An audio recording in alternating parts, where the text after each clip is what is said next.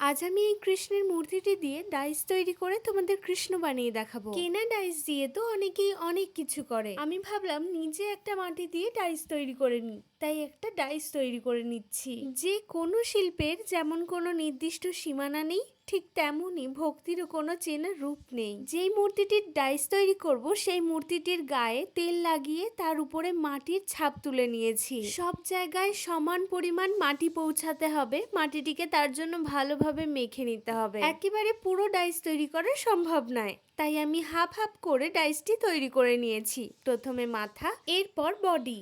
ছাপটি ভালোভাবে উঠলে তাহলে আমাদের ডাইস রেডি। এবার শুকিয়ে যাওয়ার পর তার উপরে তেল লাগিয়ে আমি ছাপগুলি তুলে নিতে পারবো। এইভাবেই আমি আমার ছোট্ট গোপাল তৈরি করে নিচ্ছি।